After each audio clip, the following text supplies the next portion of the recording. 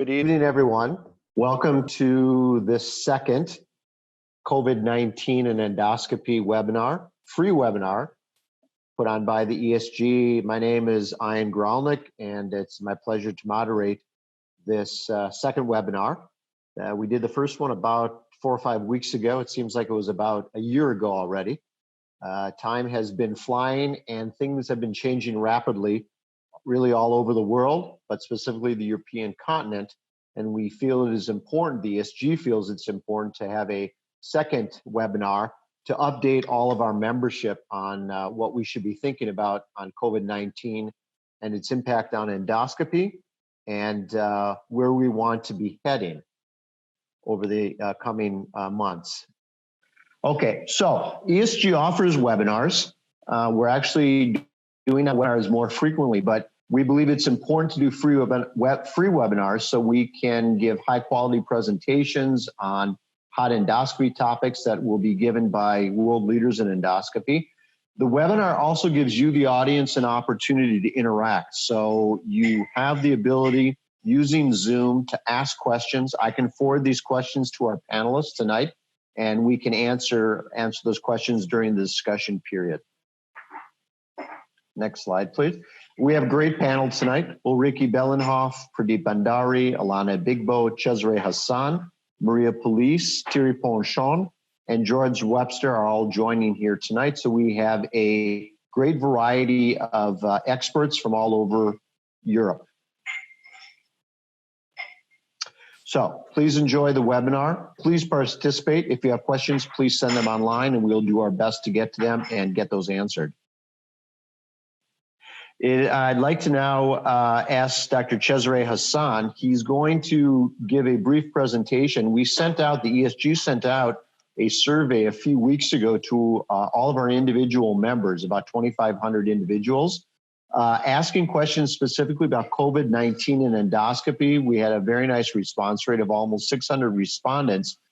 Cesare is going to go through some of the answers that we received in this survey, as well as review some of our guidance statement that the ESG has put out. So I'll turn this over to Cesare. Thanks, Ian. First, I feel on behalf of all the panel, a big thank to all the 600 participants that responded. Pradeep, you are the chair of research. We never had such a big success for a survey. So I feel this means it's time to go back. It's time to move forward, sorry.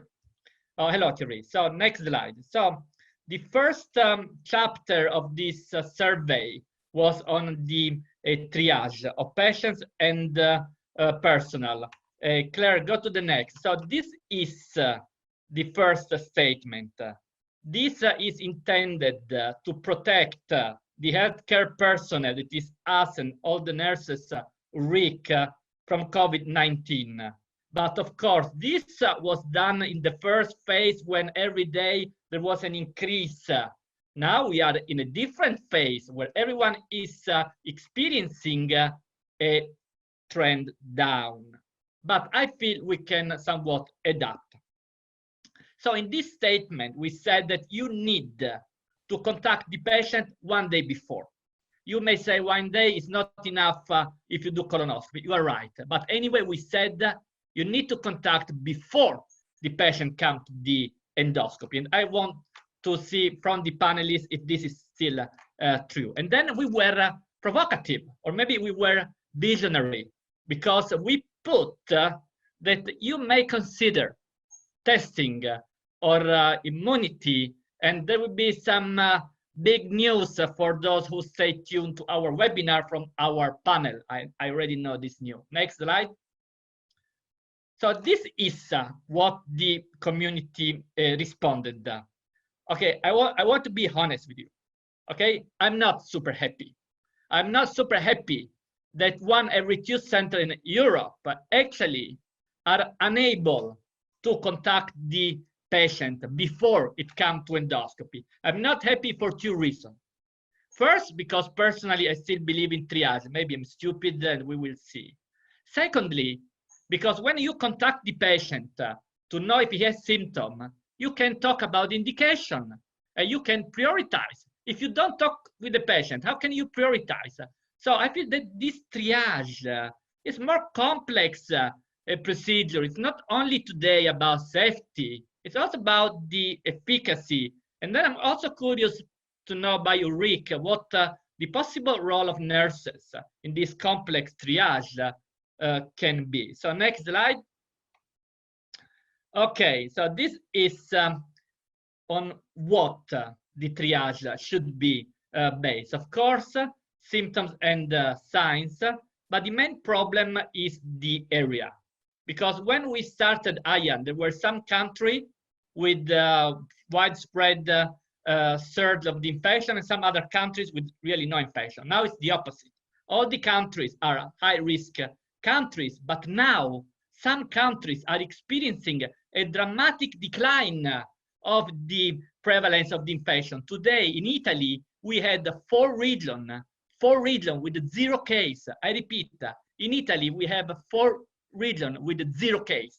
Something is if you come from here, something else if you come from Lombardia, where they had 400 cases. But here, look also at what our members said, that also the testing for 1 every 3 is an important triage procedure, and this will fuel the discussion. Next slide. Okay, we get to discussion. Back to you, Ian.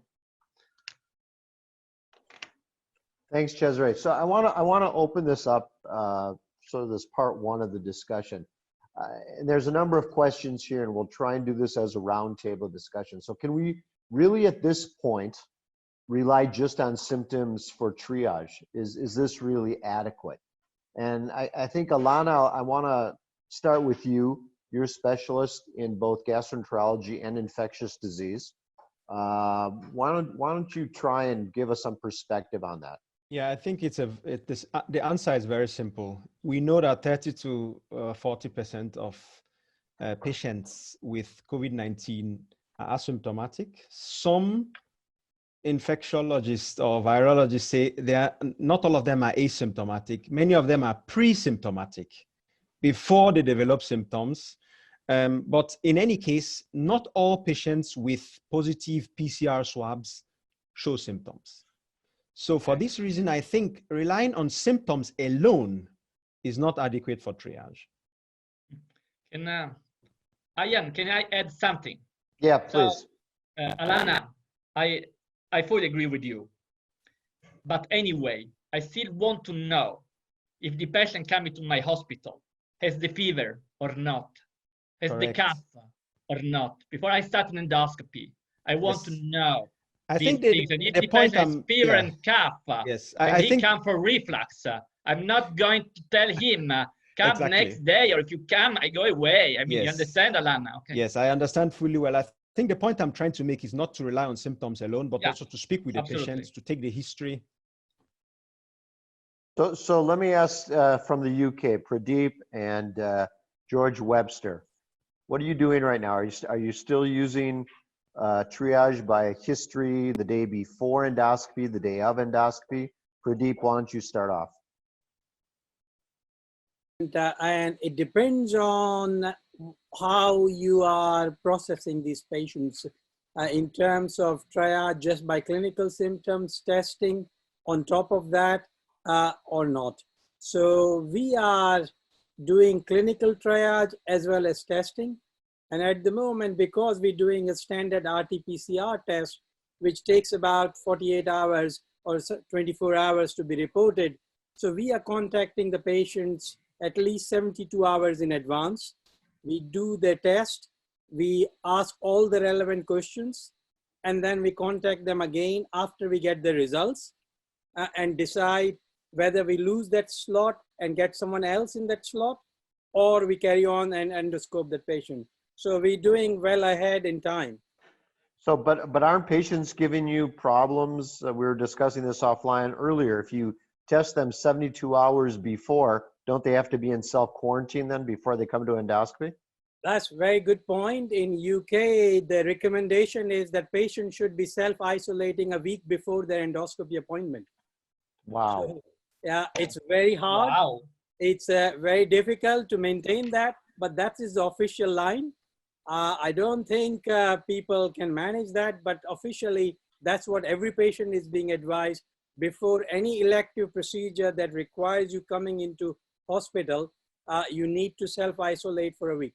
So Pradeep, you are doing both triage by taking history of the patient as well as doing pre-endoscopy PCR testing. We're going to get to some slides from Alana just momentarily about testing.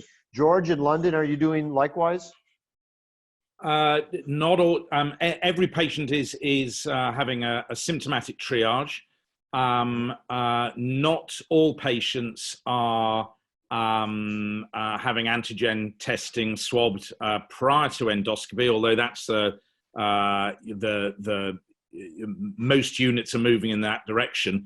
I think it's important to think what the implications are of not having what you might call definitive testing, although we'll discuss false negatives.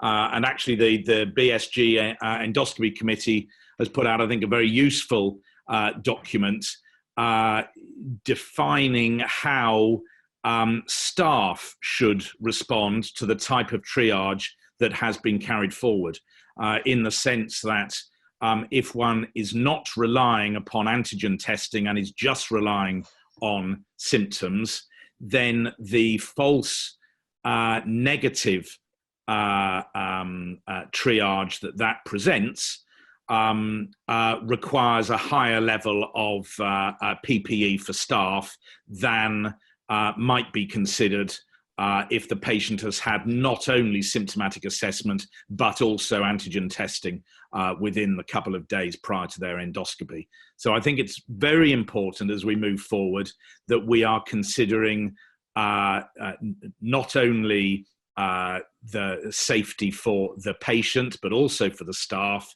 And into that, of course, has to be included the indication of the procedure and the safety of the patient coming into the hospital environment for their endoscopy. Okay, thanks. Let me ask Maria a question. What about hospital personnel? Are you being tested on a regular basis, Maria, police? Well, in my hospital, yes, we have been tested for the last 7 weeks. All the personnel has been testing every week. And now we have decided to stop doing it because the percentage of positives is going down very, very, very clearly. And we will probably organize serologies for everybody. And that's what is going to be put it in place in the next week. And for endoscopy, we also do triage, clinical triage, and the ones that have clinic, we don't do the endoscopy. And now that we are resuming normal activity, because now we have, again, the numbers that we used to have before, to organize a PCR, as you were saying, with 48 hours in advance, it's quite complicated. So we only do it for inpatients, for the ones that have to be in the hospital. And for the rest, each hospital in Spain is balancing what to do. We have done a consensus and we have decided that each one has to decide it. But what we do is what we consider everybody as a possible positive because of the false negative. So we take all the protection measures as they were.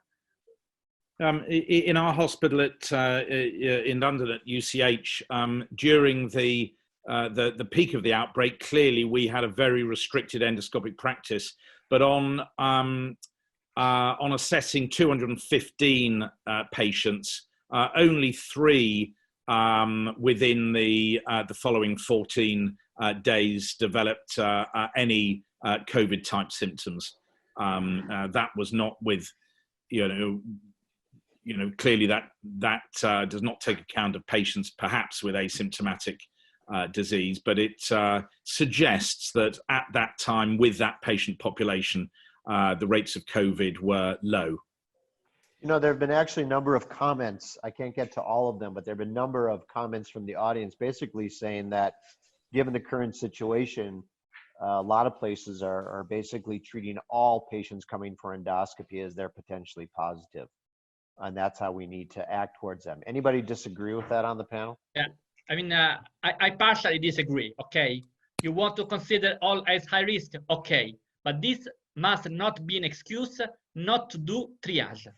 Triage is 2-3 questions, and you can stratify the risk. Of course, it's not PCR, but remember where we were 1 month ago, 2 months ago, we were scared to get into the hospital, and now we want just to leave one armamentarium that maybe is not the best, but anyway, it helps. So we need to continue to do all the best to reduce the risk of infection in our unit until we get to 0 cases. At that moment, I can agree, not now. And can I make a very quick point? Yes, please. One thing about, I agree that in these situations, a lot of us adopt very practical approaches about treating everybody as positive. But the thing about testing is we need to learn lessons from the immediate aftermath of this. All countries are being criticized that in UK, so many people have died and so many infections because UK delayed testing. Look at South Korea, look at Germany, they started testing very quickly, so they have fared better. So we need to learn lessons from these and try and improve our practices and not adopt such blanket approaches and shortcut it. Because one of the advantages of testing is if the person is tested positive, you should not be endoscoping that patient. And if that patient needs to be endoscoped, should be done in a negative pressure room, should be recovered separately. So there are consequences to it. So if we don't think of these and take it very lightly, we definitely are inviting a second wave. Alana, I'm going to give you the last word on this section, and then we're going to go on. I agree fully with what Pradeep is saying. I think blanket approaches, we have to be careful because if there's always a possibility of a second wave of a pandemic, and then we may be faced with shortage of PPEs again. So we need to prioritize our approach of triage. And so we cannot, I don't think it's right to go full in now for a blanket approach. Can I add something? Just very quickly. Yeah, very quickly. In this, I do agree totally, but also the other way around, we can't trust only on PCR, like thinking that because you have PCR, you don't have to take the precautions, because as the PPI are so, we don't like to have them, and so that can be also a risk to people interpret that as they have a negative PCR, they don't need to take any precaution, because then it will be even more dangerous. So both parts of the story have to be taken into account, I think. So that's a good segue, because let's go to the next slide, because we're going to start talking now about point of care COVID-19 testing. Dr. Abigbo. Yes, thank you, Ian. I think when we as endoscopists, can I have the next slide immediately? When we as endoscopists consider testing as part of risk stratification, we need to be aware of the possibilities. We need to be aware of what tests are available. We need to understand this because as an endoscopist, I want to have a quick, precise, and readily available, if possible, bedside test that is resource non-sensitive. I'm talking of reagents, I'm talking of laboratory personnel. So we all know about the real-time reverse transcription PCR tests. The standard PCR tests, which we have been using in the greater part of this pandemic, has been a test that takes about 4 to 6 hours to produce a result. So before you collect all your samples and send them to your laboratory, and then before you get your report, it may take up to 24 hours. However, there has been a development in this field. Now we have very quick and rapid, highly precise PCR tests. For example, the Expert Express, which has a sensitivity and specificity of above 98%. But still, it's resource sensitive because you need a laboratory personnel for this. You need your reagents. A second possibility is the isothermal acid amplification tests, the INAT test. These tests are even quicker, produce results within 15 minutes, but they are also resource sensitive because you need laboratory personnel, you need your reagents, you need qualified personnel to do this. And compared with the reference standard of the RT-PCR test, you have a sensitivity of an overall sensitivity of about 75% with the acid amplification test, especially if you consider patient samples with low viral concentrations in the swab. So we need to differentiate between patients that have a high viral concentration in their throats and patients with a medium, moderate, or low viral concentration, because the test accuracy differ. Now, the antigen tests, there has been a very recent preprint publication on the antigen test, very quick, a true potential for a bedside point of care test. The problem is it has an even lower sensitivity in patients with a low viral concentration in the pharynx. So we have possibilities. The antigen test is not resource sensitive. You can do it in your endoscopy unit, potential bedside test, but you must consider the somewhat drawback in the accuracy. Next slide, please. So when we talk of tests, we must consider the serology. We must at least mention 2 or 3 points on serology. Serology is inadequate for testing early infection. I think we all know that. The ELISA test, for example, has a sensitivity of below 40% a week after infection. In fact, antibody development occurs about 3 to 4 weeks after infection. That's the first point. The second point is there's been a lot of talk about the immune response, and is a detection of immune response, which means detection of antibodies, the same as protection for reinfection, especially among healthcare workers. Consider an endoscopy nurse with a positive antibody test. Is she protected from reinfection? We don't really know. It's unclear. It's unclear if individuals with antibodies to SARS-CoV-2 are protected from reinfection. We have some experience from SARS-CoV-1 and from the common cold coronaviruses that protection from reinfection is there, but this protection can wane over a period of time. And we don't know how long this, if there's protection at all, we don't know how long this will persist. Consider a patient, somebody that has antibodies today, will he still be protected in 6 months' time?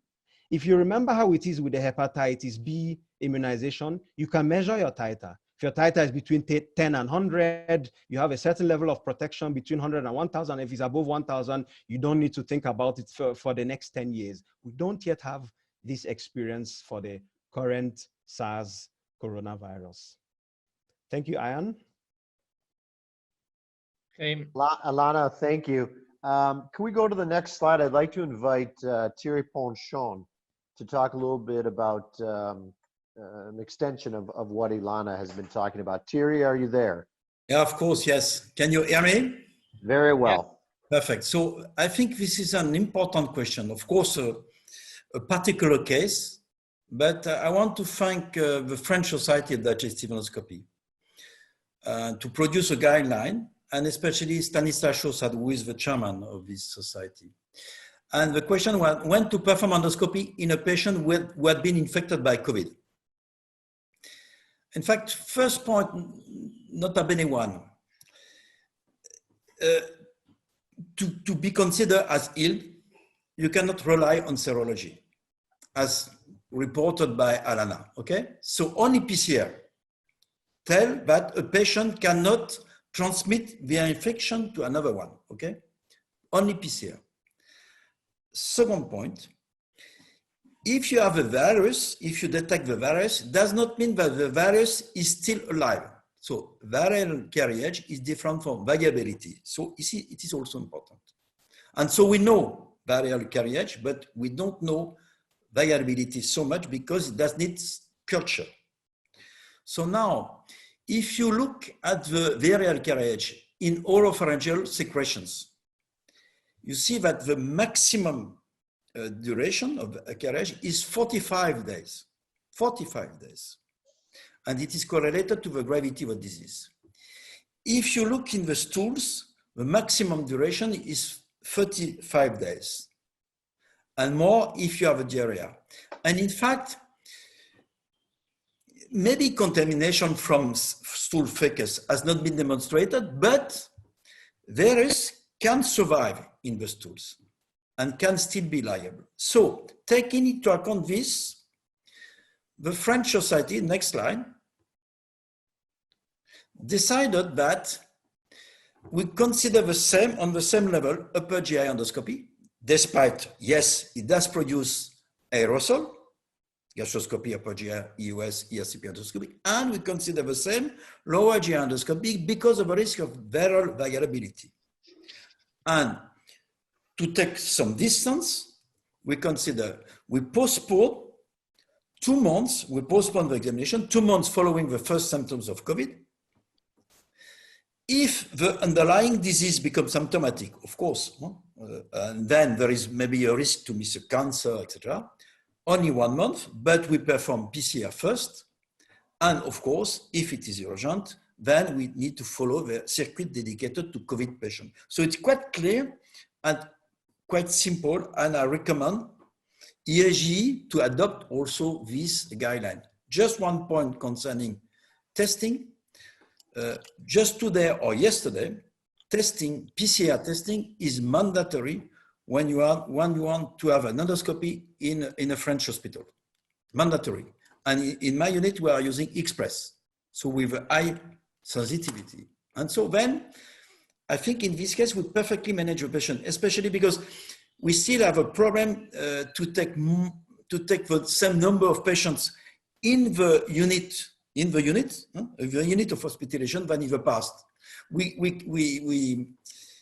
have half beds, and thanks to PCR, maybe we could increase the number of beds, and we could reduce the need for distanciation, social distanciation. Thank you very much. Thierry, thank you very much. So let me ask you a question. If I'm coming to you to have an endoscopy, what are you going to tell me to do? How are you going to approach me?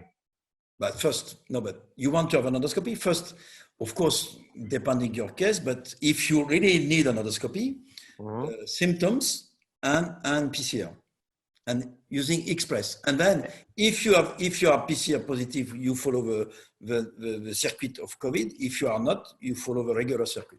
And how many days before my endoscopy are you doing a PCR on me? But now, thanks to Express, of course, it's better to do the day before, of course, or but you can also be sick in between, because if you do a consultation 1 week before and then you can become sick in between. So we do the day before, or now we can do the same day. The same day is feasible. This is just a question of organization. It's better to do the day before to better organize the program of the day. If you do the same day, maybe you will disorganize the program of the day if you discover suddenly a patient is a COVID plus. So the day before is the best. Okay. So I think at least what I'm seeing here is that not one size fits all. Places are doing different things. And I think this is because we just don't really know at this time. We're not all sure how to proceed. Cesare. Yeah, so I feel that we need to be very simple. If your health system cannot afford testing for any reason, you need to rely on triage, and as George also said before, on PPE. Secondly, you cannot go back to full capacity. On the other hand, if your health system has affordability, you do testing, probably you save some money on PPE, and you can go back to full capacity. So I feel it depends on the affordability. Thierry. I think this is the lesson from the crisis. As a scientific society, we produce guidelines. But the first guidelines should be adapted to the local situation. Yeah. So we should have guidelines, but also we should adapt locally, depending the epidemic, depending the means, depending the nurses, depending, etc., depending the fact that we can have easily a PCR, etc. So this is the lesson. Agree. We still need guidelines, but frankly speaking, the first guideline should be adapt to the local situation. Yeah. I would agree with that. I mean, I think we need data. I'm interested to know what the panel and others, and there's a lot of interesting comment on the chat. a patient needs a prolonged ERCP, for example, they're triaged for symptoms, they have a negative swab, and they then embark on a 90-minute complex ERCP. How does the result affect the PPE that the endoscopist, the anaesthetist, and all the staff in the room are wearing for that procedure? Because there are plenty of hospitals in the UK and I'm sure elsewhere who at present are, whatever they are doing in terms of testing, they are nevertheless using full PPE for all endoscopies. Now that's the here and now, whether that changes, but it's interesting to consider how the results of testing change behavior in the endoscopy room. I mean, for an IRCP, I don't know. For a colonoscopy, it would change a lot. Because if the patient is PCR negative with a surgical mask, I would do it brilliantly with a surgical mask if I don't have N95. I mean, yeah, but that's because of that. But that's because of issues about the extent to which colonoscopy is aerosol generating. The discussion centers on the extent to which we ignore or consider false negative swab testing.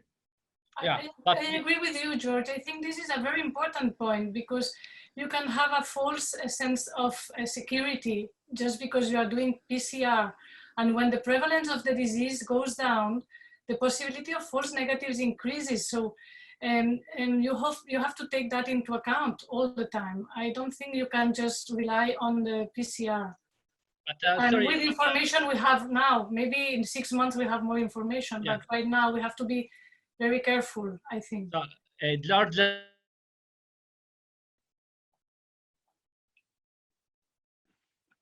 I like numbers. Okay, sorry. Cesare, So, are you there? Go ahead. So I assume that any person outside has a prevalence of active disease of 1 every 1,000. Maybe it's 2 or 3, but this is the magnitude, okay? You do a PCR that Alana showed to have 90% blah, blah, blah sensitivity. You go down to a really negligible risk. So I feel that anyway you would do your ERCP with a much different attitude. Of course, I understand that you still need to have PPE, etc. But the very low risk and the high sensitivity of this test give a lot of reassurance to the operators. Remember that 3 months ago, we were scared of being infected. We should not forget this. If there is a second wave of infection, we need to be protected. So I feel that if anyone has affordability for testing, this is okay, especially if there is a shortage of PPE, George, as you were mentioning. We're gonna, this is also a good segue here because we're gonna now talk, I believe, about PPE, but there have been a number of comments here on the chats where people, at least my takeaway from this, is that people are saying no matter what you do with PCR, if it's positive or negative, we should treat these patients as potentially positive and use full PPE. That's what a number, and I sort of tend to agree with that. Alana? From my own point of view, but this is a personal opinion, I think with very low prevalence in certain regions, plus negative history, low risk stratification, negative PCR with a PCR sensitivity and specificity of above 98%, and some data even showing that surgical masks and FFP2 masks have an almost equal level of protection. This data is not yet solidified, but there is data out there. From my personal opinion, if I have all these points on ground, I don't need to wear an FFP2 mask for a 2-hour ESD. I can protect myself considerably well with a surgical mask because the risk is so low that I don't need, that's the essence of doing a risk stratification. Okay, let's go to the next slide. Okay, we've sort of discussed this. Let's go one more. Okay, Okay, so I'll go Cesare. back to PPE. So we already started to talk. This is the position statement where we put surgical mask for low-risk patients. Consider that it was that moment when there was a shortage everywhere in Europe, also of surgical mask, while we restricted the respiratory PPE only to high-risk patients. Look at our survey and go next, Claire. Remember that this survey was done 2 weeks ago, but first, Claire, can you move on to slide and then we go back to Rick? Can you move on? Move on again. Next slide. Okay, so this is the, no, go to the previous one now. Okay, so 2 weeks ago, 57% experience shortage of N95. I repeat, 60% still have a shortage of PPI. We are talking about testing everyone, and here they don't have the N95, okay? And this also applies to waterproof gown and face mask or Google. So, next slide. Okay, so this is the deep core of this survey. What are European endoscopies doing for those at low risk? See, completely divided. N95 for half of it, surgical mask for half of it. So I feel that we need to adapt, as Thierry was suggesting, and the situation is still evolving, but still not brilliant. So Claire, you can go back to the slide, and Rick and Pradeep can present PPE. Let's go one more back.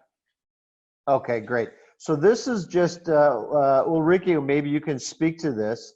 This is a poster about, for the endoscopy unit staff, for taking on and off PPE, and it's found on the ESGENA website. If you want to just briefly talk about this. Yeah, we got a lot of questions about how to put on and put off PPEs, and therefore we developed a poster describing that, and that is based on the WHO and the European CDC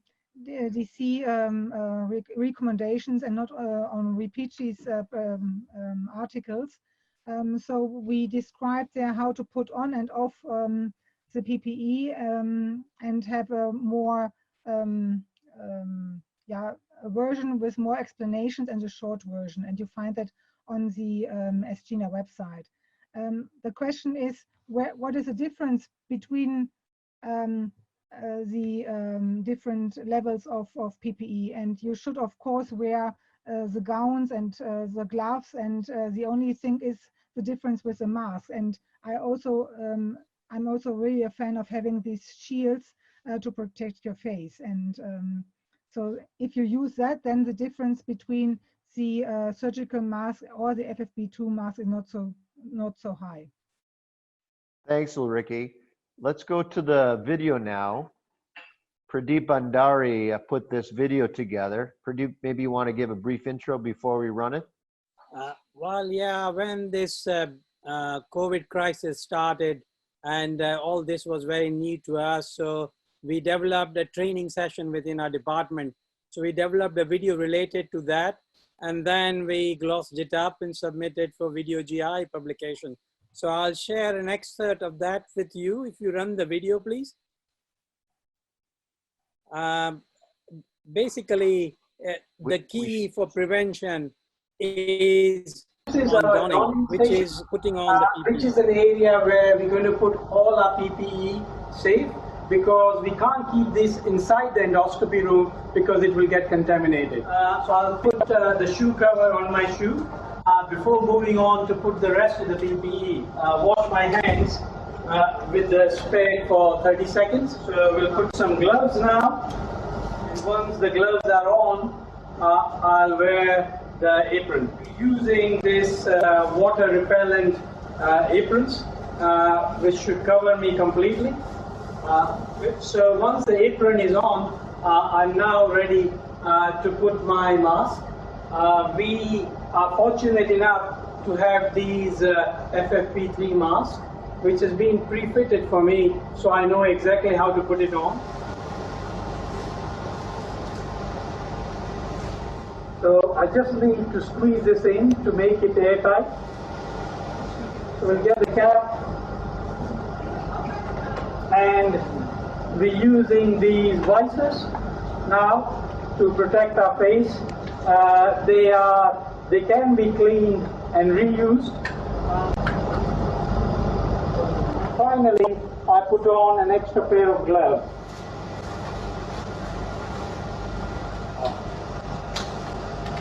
So we'll now go into our endoscopy suite. You can see here our donning station was outside the endoscopy, and we'll go in now.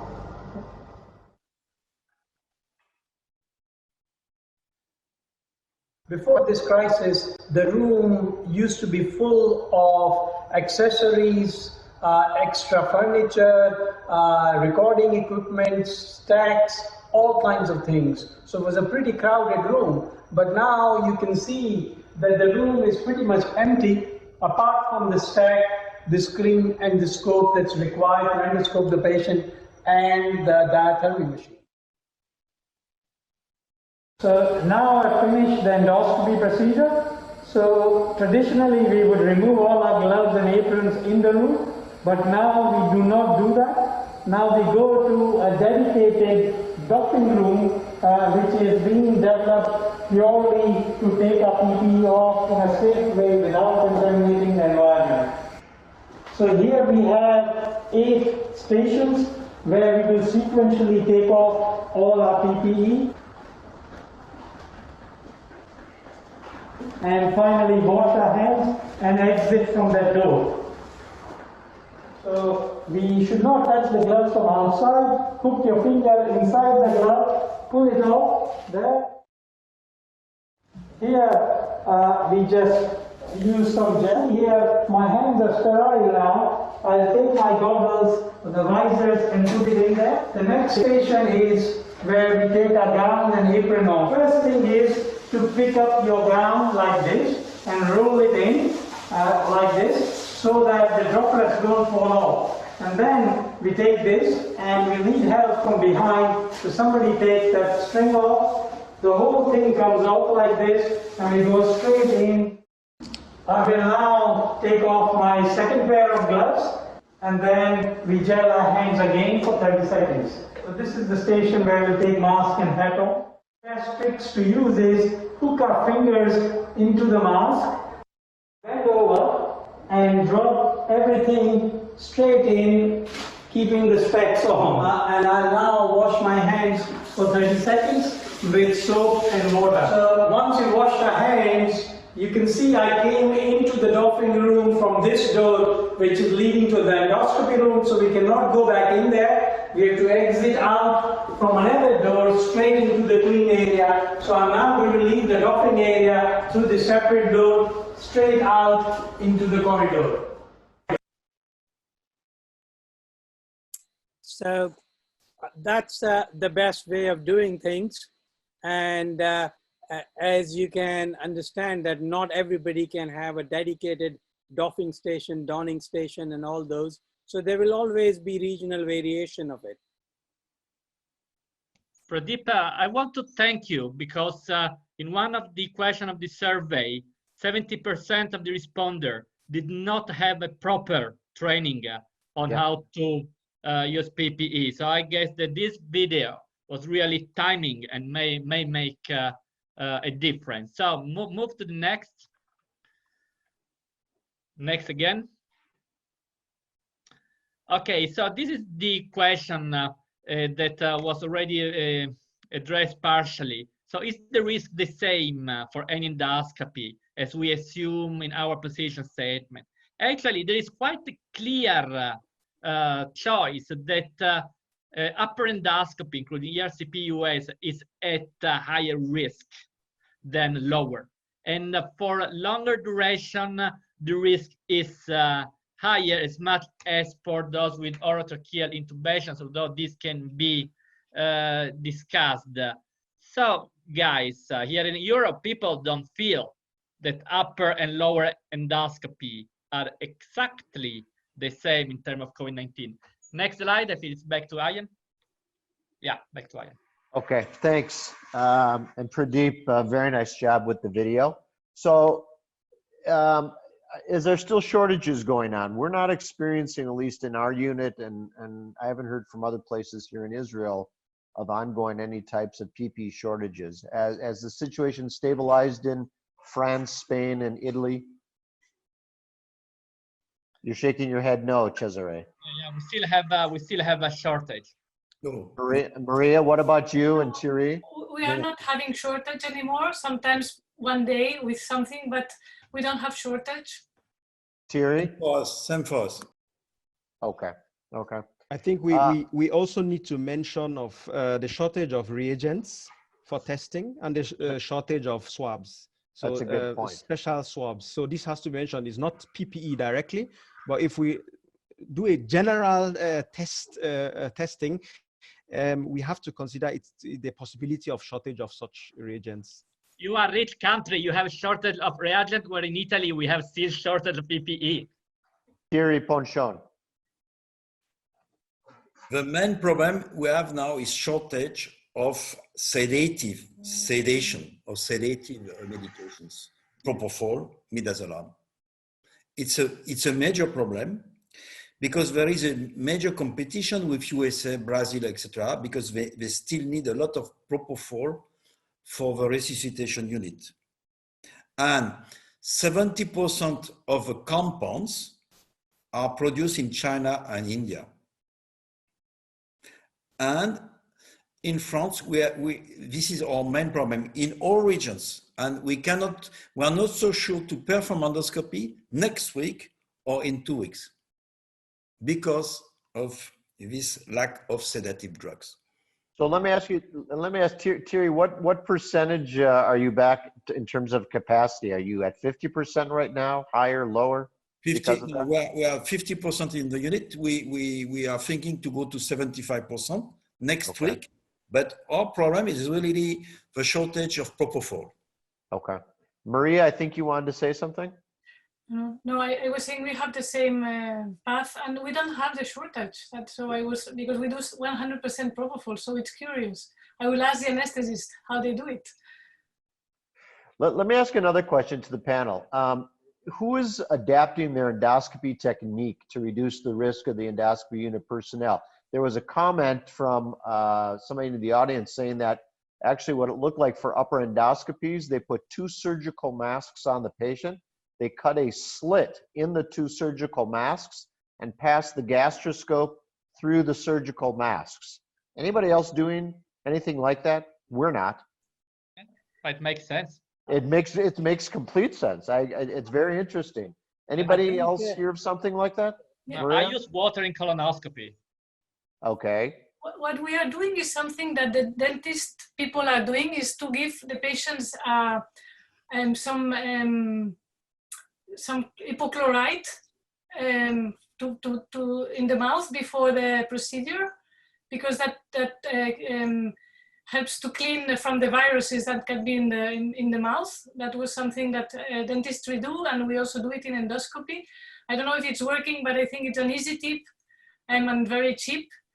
And we also try not to put, not to have the CO2 on when we go into the mouth. We wait to have the scope in the esophagus before switching on the CO2 or the air insufflation. And sometimes we put a plastic bag on the top of the scope as well for ERCP, especially for long procedures. George, are you doing something similar with ERCP? No, not especially. No specific double masking. I mean, I think there is a valid debate about endotracheal intubation and the extent to which that reduces aerosol generation during the procedure. Clearly, there may be particular risks during extubation, but you know, we getting back to Thierry's point, we haven't seen a shortage of anesthetic agents. What we have seen a shortage of is anaesthetists to help us with our procedures. That's improving now, but during the height of the surge in COVID cases, even those cases we were doing, there was significant issues with the availability of anaesthetists who, as one might imagine, were often occupied elsewhere, shall we say. We had the same thing, and they weren't necessarily occupied. They had split the anesthesiologists at our hospital into every other days, or they had some type of rotation because they wanted to reduce exposure, and it actually impacted on us being able to do some of our advanced procedures. Yeah. Yeah, Thierry, you wanted to say something. Yeah, yes, because we are using tracheal intubation very frequently in France, okay, because we are using general anesthesia. But then the anesthesiologists are then at risk, okay? And now, in the journal Endoscopy International Open or Endoscopy, we see a lot of papers, the report performing intubation through a plastic mask, okay, which does protect the anesthesiologist, or through a box.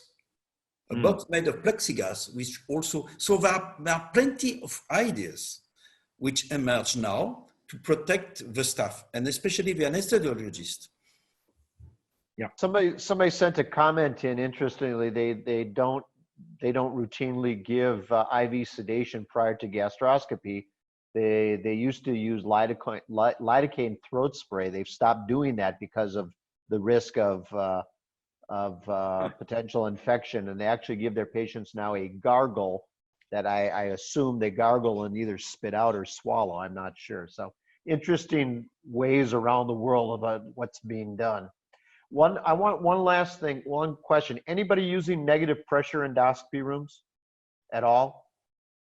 For positive patients, and if they are proven COVID-19 positive and they definitely need an endoscopy, then we do them in negative pressure rooms. Do you do that? Do you have that available in your endoscopy unit, or do you have to do that in a operating theater? No, we go to operating theaters. Those patients don't get scoped in the unit. Okay, Thierry? This is the reason why we perform also PCR, okay? Because in case of PCR positive, we should use a negative pressure room. But this is, I think, this is a major problem in all endoscopy wards or suites, is that we never take care about ventilation, air conditioning, and in the large majority of cases, you have air is recycled. Air is recycled, and in this case, the unit are at risk. We need to have an extraction of air, but not recirculation of air. And I'm sure that nobody knows exactly in his own unit how it works. Somebody wants to know about if you don't have a negative pressure room, what should they do? You have a COVID-19 positive patient, there is no such negative pressure room. Any recommendations from any of the panelists? So you isolate, separate, scope in a room, then you leave this room for all the session out, you decontaminate, and you clean and disinfect, and you leave that for hours. But now, maybe I would go to the next part, because I guess that most of the people want to know how we move forward. All right, next. Okay, so go to the next. So we said that we needed to postpone all elective, just do urgent and semi-urgent, case by case. Next slide. This is the synopsis we did. So there is the urgent, you do always. There is the high priority semi-urgent, you do case by case, very high risk of cancer or of cholangitis, etc. Case by case for low priority, low grade dysplasia, do never surveillance. So this was nearly 2 or 3 months ago. Next slide. Guys, there was a dramatic reduction in the activity of endoscopies. 70% of centers reported that between 50 and 100% of endoscopy have not been done. We have been in delay for 3 months, no endoscopy for 3 months. Next slide. So what are we doing 2 weeks ago? Only urgent for 66% of cases, but also semi-urgent case by case, virtually no center went back to full capacity, that is low priority, that is elective, non-urgent. Next slide. And how to do, that's very important point. 40% will reschedule the patients on the same waiting list. So don't guess that from the Paradise is coming another session of endoscopy. So they will put on the same waiting list, but 23% feel they will have a problem in rescheduling. So next slide. Okay, so this was the research question from our guideline. Are we experiencing a risk of cancer progression because of these 3 months? And how to restart with the semi-urgent and with the elective, and how to go back to full capacity. Next slide.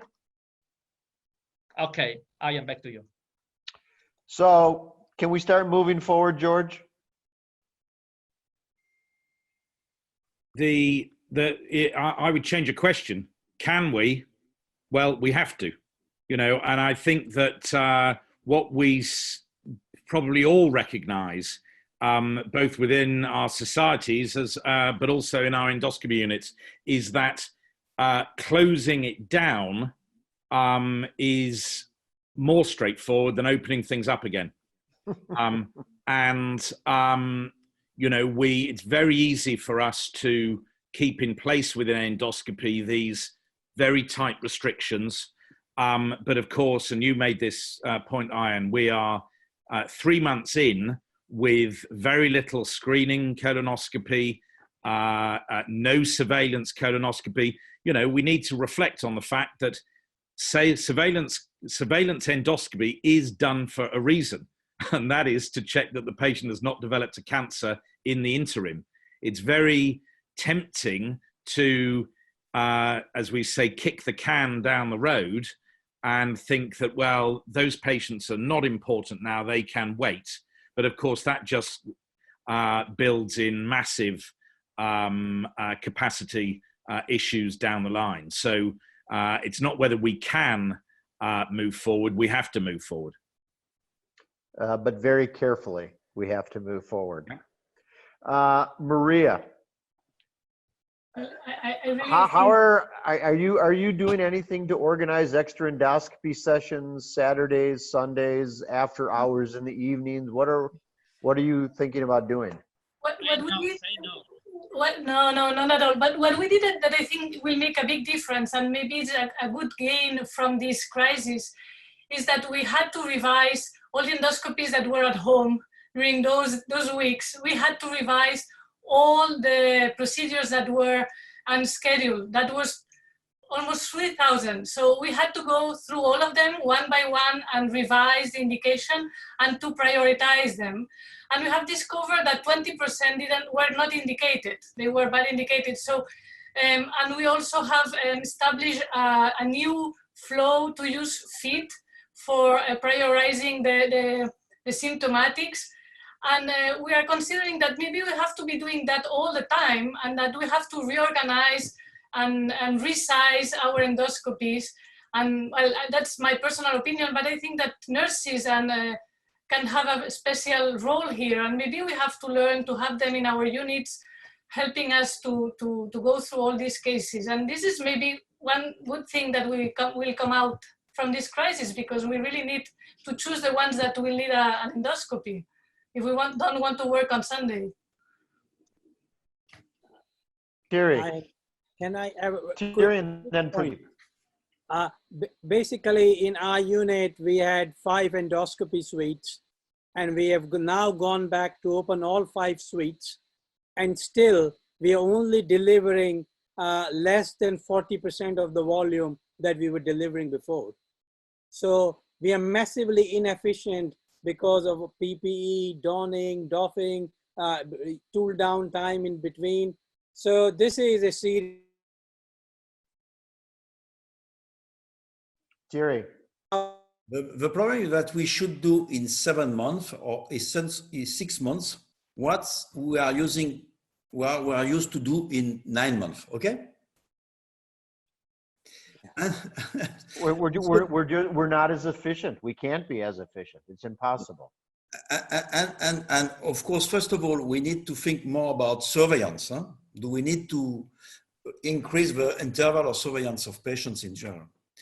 The second point is, why not to organize activities at night, on Saturday, on Sunday? No, but I saw at least 2 papers on this point. It's not so stupid if you consider also the price of the equipment. We are using a very expensive equipment only 1/3 of the time, 8 hours a day. So why not to use 24 hours a day, and be, of course, be well paid, be better paid when you work at night. It's not totally stupid. Sorry. Yeah? Maybe Thierry, you can take the 11 p.m. to 7 a.m. shift. So Thierry, I work all these days, okay? I never drop one day of work. So I risk, as you did, my life, because 5 to 10% of healthcare personnel were at risk. Now that I risk my life, I should also overwork all the weekend and all the Sunday and all the night for this COVID-19. Thierry, I'm now a hero. If you need a hero, go to look for it elsewhere. There was one I want to make before we wrap this up. There was a comment or a question that came in regarding all of us. I think all of us have trainees, GI fellows trainees, which this has impacted their training. And somebody is asking, what are we doing? And there's a lot of answers to that, but endoscopy is not just technical. Endoscopy is also cognitive. We've referred our fellows to look at online videos, to go to textbooks, to read while they're doing this. If they want to do something technical, there are ways, if you have it at your hospital or have access to types of simulators or even animal models, fellows can be doing that, trainees can be doing that. There are options out there, and there's actually now some recommendations online from some of the GI societies of what young endoscopists and trainees can do to sort of feel like they're not losing their skill set at this point. Yeah, I think, Ian, it's a terrible time for the trainees. You know, they, in many of our hospitals, trainees will come for an intensive 12-month fellowship, and 5 months of their fellowships, you know, they will be taken over by COVID. And that affects their ability to do hands-on in the rooms. But I think we'll all find that there are new and better ways of doing things. So in our own unit, we are fortunate to have good AV links to our seminar room from the endoscopy rooms. And so we are setting up a system whereby the fellows can grab a cup of coffee and have teaching from the endoscopy rooms, which includes areas of endoscopy that they are not normally involved in. So if you're the colonoscopy fellow, you can watch us doing and learning about ERCP, and the converse is true for our fellows. So I think with respect to trainees, we all need to be very imaginative and really take on the fact that that this COVID-19 has had a pretty demoralizing impact on their ability to get specialist endoscopy training. I agree. We need to look at this, at least for the near future. This is the new normal. We have to be able to prioritize our endoscopies. We need to be able to alter the way we're doing training. We need to alter the way potentially that we're having our meetings at the hospitals and multidisciplinary meetings at the hospitals. I think there will actually be some good things that come out of this that we just currently have never thought about doing, but that become part of the new normal. My guess is that this is not going to be the last COVID-19 and endoscopy webinar that the ESG is going to be doing. The data it's changing literally on a daily basis, and there are updates, and it's very difficult today to give very clear answers to all the endoscopists out there. I'm hopeful we were able to make some things clear tonight, and hope we didn't muddy the waters too much. Can we go to the next slide? Because we'll conclude here. We're about 10 minutes over. I do want to tell everybody, first of all, I want to thank all the panelists. You guys were fantastic as usual. The recording of this webinar will be posted in the e-learning section on the ESG websites. Past webinars are already there. So if you'd like to re-look at this or tell others to look at this, you can go to the ESGE website to look at that. Next slide. I want to thank, again, my panelists, the governing board for supporting this, the webinar team, Claire Guy, Dave Inker, Nina Menard, and Veronica Bonalumi. Without the webinar team, this could never have been possible to be put on. I think we're going to be at the last slide. We have some really good ESG website webinars coming up in June. June 3rd, unfortunately, we didn't have ESG days this year, but we're going to have the best of ESG days 2020. The upper GI abstracts will be on June 3rd. A week later, the best of the lower GI abstracts. And at the end of June, on the 24th, a webinar on the ESG Days Endoscopy Innovation of the Year Awards and the Best Endoscopy Paper of the Year. So I invite everybody to come to these free webinars in June. You're also going to see over the coming months an increasing frequency of ESG webinars on not just on COVID-19, but on multiple other hot areas of endoscopy. And I hope you will all join us at that time. And I think with that, we will say good night, and we'll see everybody in the near future at the next webinar. Thank you all very much. And stay safe, guys. Stay safe. Ciao. Stay safe. Bye-bye. Bye. Bye-bye. Thank you.